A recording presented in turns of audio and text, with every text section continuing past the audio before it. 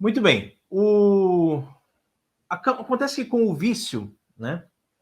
Quando a pessoa já está viciada, essa capacidade humana que nós estamos falando aqui, de você ir contra o seu desejo, contra aquilo que você quer, né? Não, você não consegue, né? Essa capacidade ela fica completamente comprometida. A pessoa está viciada. Então a gente tem que entender isso. Às vezes nós percebemos que o ser humano tem uma tendência a julgar o outro, né? Ah, porque é um vagabundo, desculpa a palavra aqui, né? É um vagabundo, não presta, é um safado, sem vergonha, não quer mudar, não se esforça. Não, gente, ele está viciado.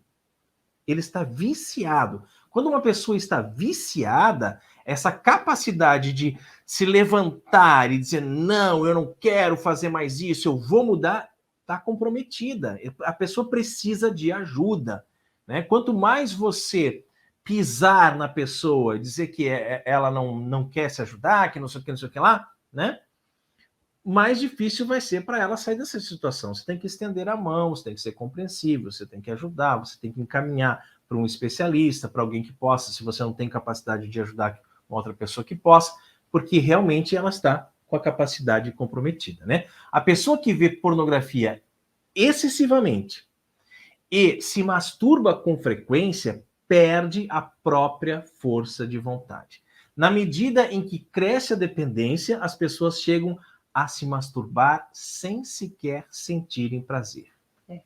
E para proteger o organismo, os receptores dos neurônios, eles bloqueiam a passagem da dopamina, né, como a gente falou, e aí cada ato sexual é cada vez menos satisfatório. E é por isso que depois de muitas vezes os jovens ficam extremamente nervosos, né? Porque eles não conseguiram o prazer fácil que eles desejavam. E aí eles ficam até irados. E tem vezes que essa ira fica contida, né? Transformando-se em tristeza. E aí trata-se da assídia, que é uma doença espiritual. É uma tristeza, assim, deprimente, digamos, né? Que produz no espírito do homem uma depressão tão grande que ele não tem vontade de fazer mais nada. É isso mesmo, né? Então, quando as pessoas elas já estão fechadas em si mesmas e transformadas por uma visão completamente distorcida da sexualidade, as pessoas chegam a se tornar incapazes de uma relação sadia uns com os outros, né? O próprio relacionamento conjugal, caso já exista, né? Ele é abalado numa situação dessa.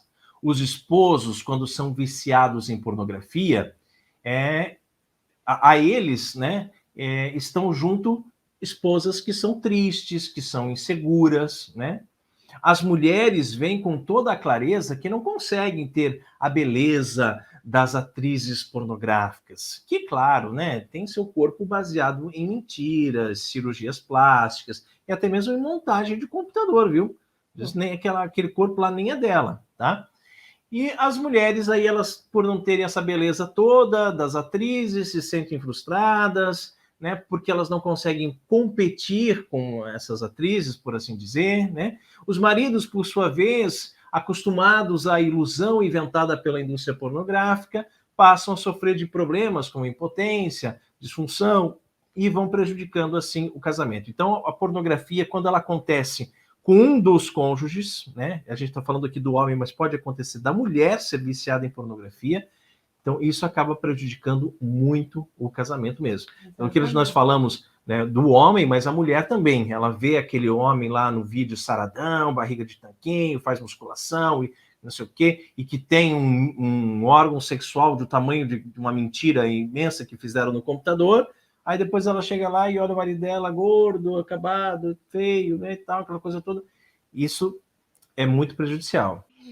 Além de gerar dependência, né, isolamento social e crises emocionais, a pornografia e a masturbação são pecados graves, gente. É engraçado que a gente já está assim na metade da live, passamos da metade da. Agora nós vamos falar de pecado. Exatamente. Né? Nós estamos falando sobre a questão científica, a questão médica, como que prejudica o ser humano na sua parte física, como que estraga o cérebro da pessoa a pornografia. Agora, claro, você está aqui no canal do Apostolado Católico da família Haimann, né? Nós temos aqui uma missão católica e nós não podemos deixar de dizer para vocês que é pecado grave, sim.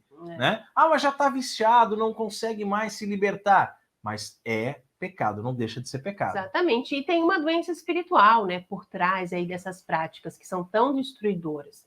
Santo Tomás de Aquino, ele retomando autores de uma longa tradição ascética, ele define a assídia como um tipo de tristeza. Então, é uma reação do ser humano, né, ao mal.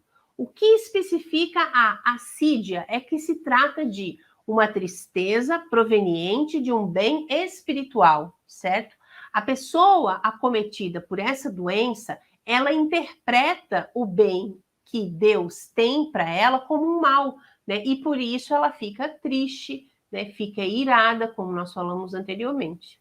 A gente vai dar alguns exemplos aqui, mas só para ficar bem claro, né? A pessoa que sofre com assídia, Deus quer para nós que sejamos santos, né? E por isso ele nos deu os mandamentos, por exemplo. Aí você tem lá os 10 mandamentos. Então, aquilo é uma coisa boa que Deus te deu. Você vai cumprir os mandamentos, você vai ser santo, você vai se unir a ele eternamente no céu. Aí a pessoa que sofre assídia, ela vê aqueles mandamentos e diz, isso é muito difícil. Não, isso é impossível. Eu não consigo cumprir isso aí. Como Deus é mau. Deus me odeia. Porque Deus está me mandando fazer uma coisa que eu não consigo fazer. Entendeu como é que é? Ele inverte. É uma coisa boa. Deus quer que você seja santo, que você sim vá passar a eternidade com ele. Cumpra os mandamentos, né? Para começar, tem outras coisas para fazer. Mas para começar, cumpra os mandamentos. E ele já pega os mandamentos. Não, isso aqui, como é que eu vou viver isso? Não, é impossível, né? E uma pessoa que tem o vício da pornografia, peca gravemente contra o sexto mandamento, né? Então acha que Deus não ama ela, porque se Deus me amasse, ia me aceitar como eu sou, né? E do jeito que eu, com todos os meus erros, com todos os meus vícios, com todos os meus pecados, né? Mas o homem, ele foi colocado na terra para amar, esse que é o ponto, tá? Não simplesmente o amor natural entre homem e mulher, mas a caridade, o amor divino. O homem foi criado à imagem e semelhança do próprio Deus. E para que essa criatura miserável, marcada pelo pecado original, possa amar a Deus, é preciso que Deus venha, com sua graça, transformar essa pessoa.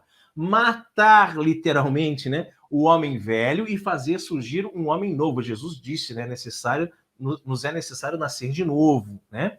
Um homem novo, ressuscitado, capaz de sentir o amor sobrenatural. Essa é a vocação do ser humano e a única forma que ele tem de encontrar a plena felicidade. Felicidade você não vai encontrar na pornografia, meu amigo. Felicidade plena você vai encontrar só no céu. Exatamente. E aquela pessoa que sofre da assídia, ela é chamada de assidioso, né? O assidioso, a pessoa assidiosa. Então, o assidioso, ele vê em tudo isso, ele vê como um mal. Ele, ao contemplar a santidade, né, por exemplo, que é o grande chamado de Deus para a nossa vida, o assidioso fica triste, ele se entristece, né? O relato de Santo Agostinho, por exemplo, antes dele se decidir pela conversão, todo mundo deve conhecer, né? Ele ilustra bem esse comportamento do assidioso, né? Santo Agostinho, ele conta, né, que mantinham-me preso, né, com tantas bagatelas, vaidades das vaidades, antigas amigas minhas, né, que me puxavam por minhas vestes, pelas vestes carnais, né? Murmurando, então, vai nos abandonar, nos abandonas, de agora em diante nunca mais estaremos contigo, né? Como que a carne. Mas Santo Agostinho fala assim isso, né? Imagina. Santo Agostinho. Imagina se um pobre, né, coitado como a gente que cai num pecado desse não vai sentir. Exatamente. Né? Eu vou dizer para vocês que quando eu passei por aquele processo de conversão, em que eu tinha que deixar o homem velho e passar a viver uma vida de pureza, de castidade, de busca pela santidade, essas coisas me atormentavam o tempo inteiro. E eu já tinha lido Santo Agostinho e eu sabia que ele tinha passado pela mesma coisa, nós estávamos passando pela mesma coisa. Aquelas vozes dentro da minha cabeça que diziam assim, mas então, nunca mais você vai fazer isso? Como assim? Nunca mais você vai ter esse prazer? Nunca mais você vai... Sabe? E como? Não, você não vai conseguir. Isso é impossível. Mas é possível, gente. Claro que é possível, né?